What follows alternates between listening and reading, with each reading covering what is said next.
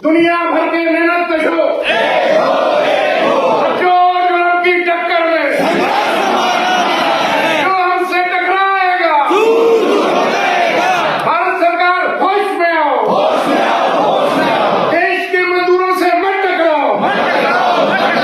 इंकलाब जिंदाबाद, देश का कर्मचारी एकता जिंदाबाद।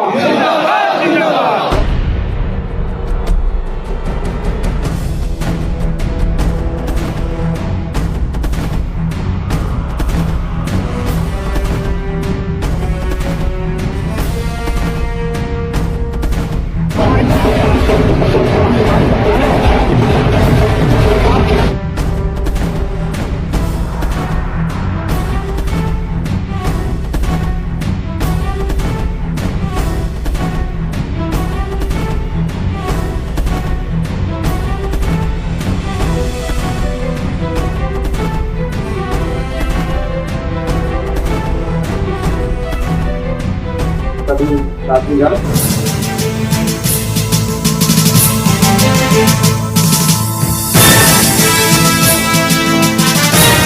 ने कहा वो उसकी अपनी राय सभी है, जिसे दर्शकों पुष्टि को नहीं पे की जा सकती। बेटा सदस्यगण और साथियों, बहनों और भाइयों, आज के दिन का जो आवश्यकता है उसके बारे में मेरे से पूर्व स्पीकर आपके पास बोल के गए, मैं उनका समर्थन करता हूँ। देश के हालात बहुत खराब हैं। ऐसे देश के हालात आजादी के बाद 75 साल में पहले देश के कामगारों को देखने को नहीं मिले। वैसे तो बहुत सालों से लगातार पूंजीपति मांग करते आए थे, उसको जो है वो चाहते थे कि फ्लेक्सिबल रहे लेबर लॉ, जब मालिक चाहे जिसको रखे, जब मालिक चाहे जिसको मर्जी किक आउट कर दे, हायर एंड फायर का उसको राइट मिल जाए, और उसके बढ़ाने के सहारे के बारे में कोई कॉन्ट्रीब्यूशन ना करे, उसके बच्चों की पढ़ाई के बारे में मत सोचे मजदूर के, उसके बीमारी के अंदर इलाज कराने का उसका कोई योगदान ना है। ऐसी बातें पिछले 40 साल से लगातार मालिक कर रहा था। परंतु पिछली गवर्नमेंटों ने भी कोशिश की कि उनकी बातों को मान लें, परंतु उस वक्त उनकी हिम्मत नहीं पड़ी। अटैक तो पहले भी हुए और ये लिबरलाइजेशन से सारे इशू शुरू हुए हैं।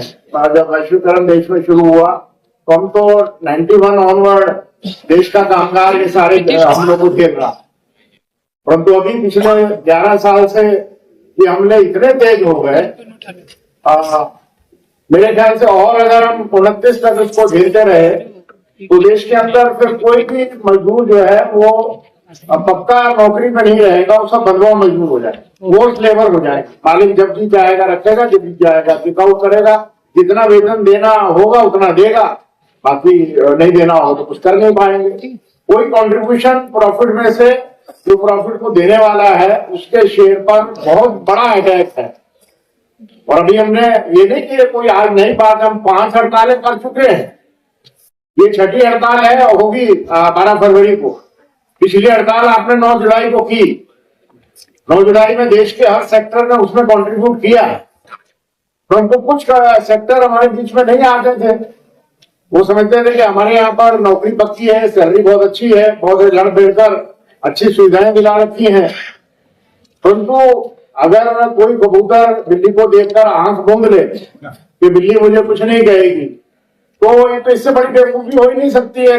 बिल्ली को बड़ा मौका लगेगा जो आपको फर भी नहीं मारना चाहिए, तो वो हो रहा है। तो अभी पिछले बजट सेशन में सरकार क्या बिल ले आई कि जो हमारे जितने भी राष्ट्रीय बैंक हैं उसमें 49% एफडीआई लिया है फॉरेन इन्वेस्टमेंट, और अगर रातों रात 5-7 महीने के अंदर गौतम अडानी जैसे एनडीटीवी को खरीदा, बैकडोर से उसके शेयर खरीद ले, तो सुबह उठोगे तो पता लगेगा सारे बैंक गौतम अडानी के पास चले गए। तो 49 तो पार्लियामेंट ने पास कर दिया, और आपका जो जितना इंश्योरेंस है वो 100% एफडीआई को दे दिया फॉरेन इन्वेस्टमेंट को। तो इसका मतलब इंश्योरेंस खत्म। अब इंश्योरेंस के कर्मचारियों के पास क्या चारा रह गया? वो आएंगे जब हमारे साथ लड़ेंगे, मूवमेंट में आएंगे तो वो नौकरी खतरे में होगी। बैंक के साथी तो लड़ाकू हैं, पहले भी लड़ते थे, इंश्योरेंस वाले भी लड़ते थे, परंतु अभी तो बहुत जबरदस्त अटैक है। और तो जितने प्राइवेट बैंक हैं हमारे देश का 85 लाख करोड़ रुपया पब्लिक का डोमेस्टिक सेविंग उनके पास है, उसमें सब में विदेशी बैंक आ गए। हमारी डोमेस्टिक सेविंग भी सब विदेशी बैंक ले जाएंगे। हमारी एयरलाइन हिंदुस्तान की एक भी नहीं है, एयर इंडिया टाटा ले गया।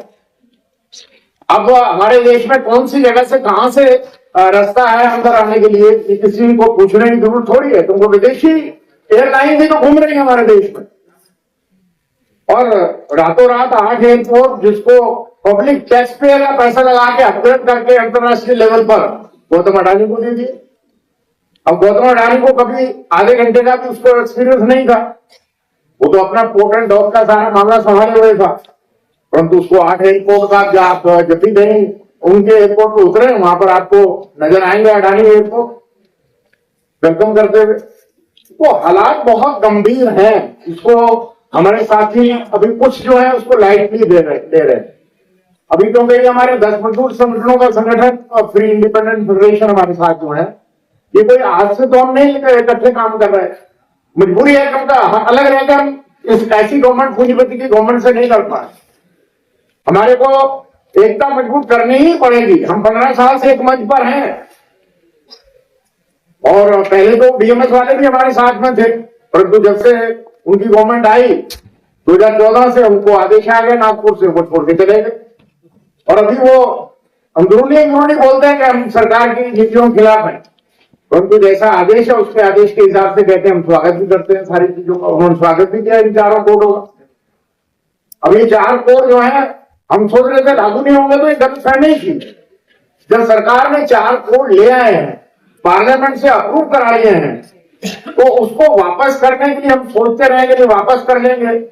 वो ये छोटी मोटी लड़ाई से तो वापस होंगे नहीं एक दिन की लड़ाई से। आपने किसानों के 3 बिल आए थे, उन 3 बिलों को सरकार ने कैसे वापस लिया आपके सामने है ना। हिंदुस्तान ने हिस्ट्री बनाई, किसानों ने जो अन्नदाता हैं वो 1 साल से ज्यादा दिल्ली बॉर्डर पर अपने घर में रखे बैठे। वो दिल्ली में ना आ जाए, रास्ते में इतने बड़ी बड़ी सड़कें खोदी थी, 20-20 फुट गहरे गड्ढे खोदे थे अपने देश के नागरिक को दिल्ली ना आने की वजह से, परंतु उन्होंने उसको कुछ ही घंटों में भर दिया। इनको कई दिन लगे थे गड्ढे खोदने में, किसानों ने कुछ ही घंटों में भर दिया और उसी को ऊपर से ट्रैक्टर ट्रॉली निकल के आए। और उनको बॉर्डर पर हमारे ही देश में दिल्ली बॉर्डर के ऊपर इतने जबरदस्त बैरिकेड लगा दिए कि जैसे पाकिस्तान का बॉर्डर होता है। वो उस वक्त भी तो हमारे देश के नागरिक थे और अपनी जायज बातों के लिए लड़ रहे थे, जो आम नागरिक की बातें थी कि अगर कॉर्पोरेट फार्मिंग हो जाती तो जो आज आपको गेहूं मिल रही है वो तो 10 गुना महंगी हो जाए। और अगर मंडी गवर्नमेंट के पूंजीपतियों कंट्रोल में चली जाए, मंडियों को खत्म कर रहे थे, तो हमारी सारी जो हम खाते हैं, जो अन्नदाता उगाता है, उसकी कीमत बहुत बढ़ जाती। परंतु मैं उनको सैल्यूट करता हूं कि उन किसानों के ऊपर क्या कुछ नहीं हुआ। हम भूल ना जाए उस बात को। उनको कहा गया था कि ये खालिस्तानी है, ये आतंकवादी है, फिर कहा था कि इनको फॉरेन फंडिंग आ रही है। अब लोकपाल को ऐसा प्रचार टीवी कर रहा था, वहां पर दूध के साथ बादाम मिलते हैं, काजू मिलते हैं खाने को। वो जो सर्दी के अंदर 2 साल के बच्चे से लेकर 100 साल का बुजुर्ग बैठा हुआ था, नौजवान तो थे ही थे। जब इतना देश के अंदर अत्याचार होने के बाद भी सरकार ने देखा कि जिस गांव से ट्रॉली खाने की भरते आ रही है, दूसरी ट्रॉली में डेड बॉडी जा रही है। 750 आदमियों ने शहादत दी है। मैं 50 साल से ट्रेड में हूं। हमारी ट्रेड मूवमेंट के अंदर एक साथी के अगर चोट भी लग जाए तो मूवमेंट टूटने का कगार पे आ जाता है।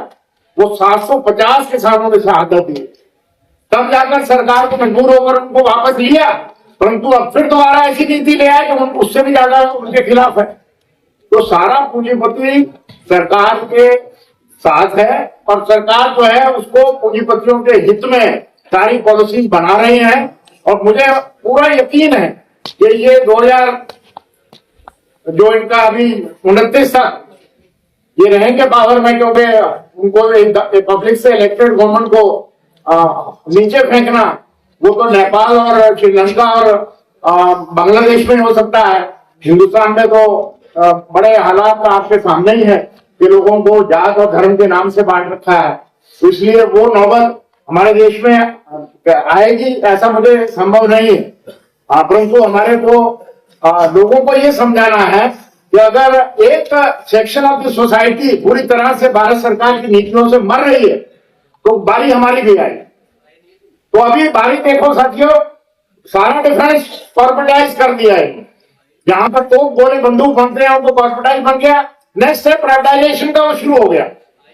गवर्नमेंट का पूरी पॉलिसी है, खुली पॉलिसी है, अंडरस्टैंड करो कि कोई भी जॉब रेगुलर नहीं रहेगी, सारी की सारी प्राइवेटाइज होंगी, किसी की जॉब सिक्योरिटी नहीं होगी और किसी का वेतन, जो गवर्नमेंट ने अभी चौथा वेतन लाए हैं, national floor level minimum wage, उसको मालूम है पहले कितना, इन्होंने 178 रुपए तय किया था। जब ज्यादा हमने शोर मचाया तो उसको 204 रुपए कर दिया और सारी अखबारों में छपवाया कि 34% वेज इंक्रीज इन इंडिया। और अभी हमारा देश का सरकार और हमारे लेबर मिनिस्टर जिनेवा में जाके बोल रहे हैं कि हमारे देश के अंदर 64% वो सोशल सिक्योरिटी दे दी हमने, दुनिया में कोई देश नहीं दे रहा। वो अब झूठ बोलने का भी कोई लिमिट होती है कि 64% आप अगर बगल में अपने साथियों में पूछो कि भैया आपको बुढ़ापे का सहारा पेंशन, जो कॉन्ट्रीब्यूटरी पेंशन है ईपीएफ 95 की, अपनी जेब से 40 साल जो कंट्रीब्यूट करता है, उसकी मिनिमम पेंशन जब हमारी लास्ट हड़ताल डॉक्टर मनमोहन सिंह के टाइम पर हुई थी 300 से बढ़ाकर 1000 रुपए किया था और आज तक 1000 रुपए चल रही है। और वो 70 लाख रिटायर्ड पेंशनर पूरे देश में धरने में पिछले 5 साल से। सरकार उनको जब वोट लेनी होती है तब उन पे हाथ रखते हैं, हेमा मालिनी ले जाकर उनको प्रधानमंत्री से मिला देती है और प्रधानमंत्री उनको वित्त मंत्री से मिला देता है। पिछले 10 साल से काम चल रहा है और अभी उनको आशा है कि शायद हमारी पेंशन बढ़ जाएगी। जो सरकार पेंशन आगे से ले रहे हैं उसको कम कर रहे हैं और जो दूसरों को बढ़ाने का तो सपना है हमारा। तो दोस्तों हालात बहुत खराब है, हम समय से बदल हुए हैं और अगर हम अनुशासन नहीं रखेंगे तो फिर हमारी एकाग्रता का कोई मतलब नहीं है। बोलने को मैं यहाँ पे 2 घंटे बोल सकता हूँ, हर लीडर बोल सकता है जो यहाँ बैठा है, परंतु हमने तय किया कि 10 मिनट से ज्यादा स्पीकर नहीं बोलेगा। तो लिहाजा मेरी आपसे अनुरोध है कि हमारा ये जो पेपर आपके सामने 10 मजदूर संगठनों ने बैठ के बना है, इसमें एक एक चीज लिखी है। अब 9 जुलाई की हड़ताल मैं डिटेल में नहीं जाना चाहूंगा। पहली दफा मैंने देखा कि कोल इंडिया के अंदर कोल के अंदर 98% हड़ताल हुई और मजदूर की वेज चोरी हो रही है। 32,000 रुपया कोल इंडस्ट्री के अंदर कोल माइनर के कॉन्ट्रैक्ट वर्कर को कोल इंडिया डालता है उसके बैंक में और मालिक ने उसका बैंक अकाउंट खोल रखा है, उसका एटीएम अपने पास रखा है, 22,000 रुपया हर महीने निकालता है। अब ये देश है हमारा कि मजदूर जो कोले के अंदर कोला निकाल रहा है, अपनी जान को जोखिम में डालकर काम करता है, उसके महीने का वेतन 32,000 रुपये जो टैक्स पेयर के पैसे थे उसके प्रॉफिट से 32,000 रुपये उसके बैंक में जाता है, 22,000 रुपया ठेकेदार निकाल लेता है। ये कोई मतलब आसान काम है? उसमें सब मिले हुए हैं। जो इलीगल माइनिंग हो रही है, लोगों के कुत्ते को अभी पीछे सुप्रीम कोर्ट ने ऑर्डर इशू कर दिया था तो काट रहे थे कि इनको पकड़ो, इनको लेके जाके कहीं और इनका विलेज बनाओ, परंतु वो आदमी इंसान बन रहा है हिंदुस्तान का। अगर खोल के चोरी हो रही है डेली टर्नओवर 10 क्विंटल के क्विंटल ट्रकों में और आदमी कोल माइन में धस जाता है तो उसके ऊपर मिट्टी डाल देते हैं, गिनती भी नहीं उनकी होती कि कितने आदमी मर गए। ये हिंदुस्तान है हमारा, ये हम 75 साल पूरे कर रहे हैं और देश को कह रहे हैं कि हमारी तीसरी अर्थव्यवस्था बनने जा रही है। 80 करोड़ को मुफ्त राशन दे रहे हैं खाने के लिए, खाते रहो 5 किलो और बैठे रहो घर में। बच्चे कैसे पढ़ेंगे, कैसे उनके मकान बनेंगे, कैसे उनके परिवार पर फलेगा? ये कोई हमारा देश जो है हम अमेरिका के बराबर उसकी नकल करेंगे? तो साथियों अंदर बाहर विदेश का बहन अमरजीत ने पहले बोल दिया। मेरी आपसे अपील ये है कि आने वाले समय में जो हमने तय किया है कि 12 फरवरी को देश में मुकम्मल हड़ताल होगी। हमारा प्रयास बनता है जितने हमारे लीडर बैठे हैं वो एक एक को कांटेक्ट करें।